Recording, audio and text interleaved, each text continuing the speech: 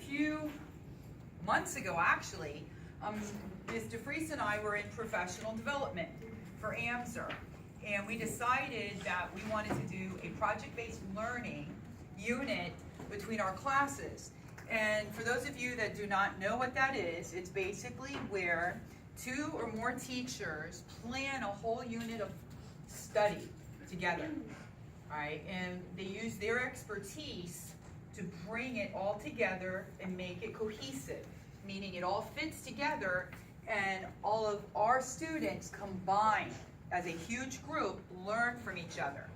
But the more important thing for Ms. Defereece and I, and for any other teachers that we work through the years with on PBLs, is that we actually get to learn from each other also, all right? For me, I've learned so much having to pick Ms. Defereece's brain about what exactly it was you were going to be doing in art class, all right, and how you were going to be making these sculptures to learn more about plastics in our environment, that I was able to research and see some stuff that I didn't even know. And that helped me teach my English classes, preparing projects and presentations for you guys, so that way I could teach them a little bit more about how to actually do presentations in front of people other than their own peers. So there's a few things that I've gone over with them that my expectations to see them while they're presenting to you. Number 1 is not to have this presented, but to have this presented, all right, to you guys. For them to be projecting through their mouths, okay, that voice coming out. So that way everybody in the back, even the ones walking down the hallway, can hear them presenting. Because when you get to college, and this is everything we do in high school, is that last bit of stepping stones, all right, laying those foundational bricks to prepare you for college or work. Either one, it doesn't matter. You're going to be doing both eventually, right? So, and eventually you're going to have to present, whether it be at work to a group of people or at college to get your degree. And this is one of those stepping stones, that foundational brick of how to practice and how to look and present.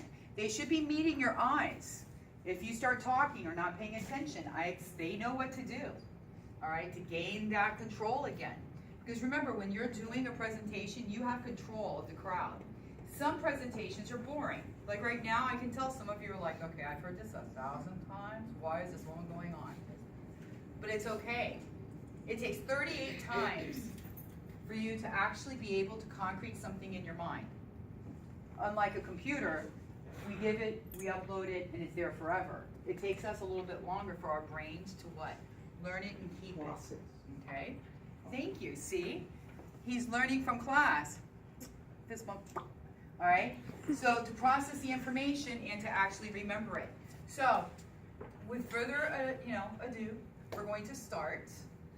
All right? And I'd like group 1. All right? Let's go.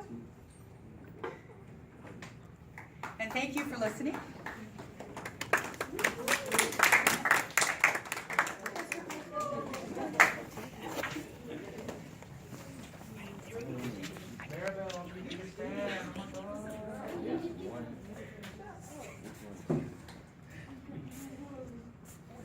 So if you're group 1, make sure you're paying attention and writing down the information. If you're not in group 1, then you need to be listening so you can give them plenty of feedback, okay? Alright, so we use plastic for a lot of things. How we dispose of it may be dangerous. Plastic can harm a lot of animals, but did you know that people leave about 5 billion bottles on the ground? Oh, which could harm a lot of animals. Plastic comes in handy for a lot of things, but it isn't worth littering almost every day. One bird is found with 231 pieces of plastic. 3 million tons of plastic is trashed every year. We're going to add 10 millions of trash with plastic between now and 2050. We got 70% of our ocean is dead from trash of plastic. Yes, that's all.